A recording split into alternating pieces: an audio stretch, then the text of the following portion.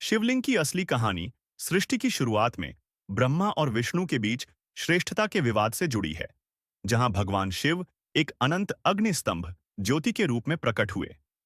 इस स्तंभ का आदि अंत ढूंढने में दोनों असफल रहे और ब्रह्मा के झूठ बोलने पर शिव ने प्रकट होकर समझाया कि वे ही निराकार, अनंत और परब्रह्म हैं, और शिवलिंग उनका प्रतीक है, जो सृष्टि और ऊर्जा का स्रोत है, जिसका कोई अंत नहीं है।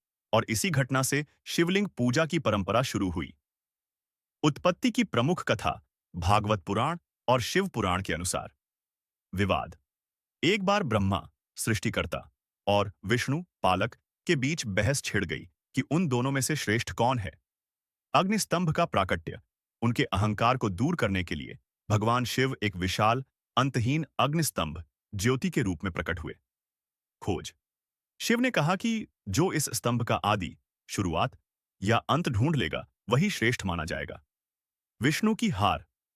विष्णु नीचे की ओर गए लेकिन अंत नहीं ढूंढ पाए और हार मानकर लौट आए। ब्रह्मा का झूठ। ब्रह्मा ऊपर की ओर गए, अंत तक नहीं पहुंच पाए, लेकिन झूठ बोलकर सफल होने का दावा किया। शिव का प्रकट होना। सत्य प्रकट हुआ और शिव स्वयं स्तंभ से प्रकट हुए।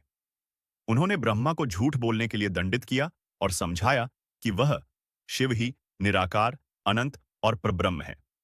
शिवलिंग का अर्थ यह अनंत अग्निस्तंभ ही शिवलिंग, ज्योतिर्लिंग के रूप में जाना गया, जो शिव के निराकार, अनंत और ब्रह्मांडीय स्वरूप का प्रतीक है।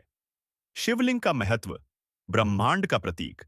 शिवलिंग ब्रह्मांड की धुरी, एक्सिस और समस्त ऊर्जा का प्रतीक है। निराकार रूप। यह शिव का निराकार, फॉर्मलेस रूप है, जो दर्शाता है कि शिव का न कोई आदि है न कोई अंत। शक्ति और ऊर्जा। यह शिव और शक्ति, पार्वती के मिलन का भी प्रतीक है, जहां शिव शक्ति की सहायता से कार्य करते हैं। जल चढ़ाने का कारण। समुद्र मंथन के दौरान विष पीने से शिव के शरीर की दाह शांत करने के लिए जल चढ़ाने की परंपरा शुरू हुई, जो आज भी जारी है। संक्षेप में, शिवलिंग सृष्टि की अनंत ऊर्जा और शिव के निराकार स्वरूप का प्रतीक है, जिसका प्राकट्य ब्रह्मा विष्णु के अहंकार को मिटाने के लिए हुआ था। एआई से मिले जवाबों में गलतियां हो सकती हैं,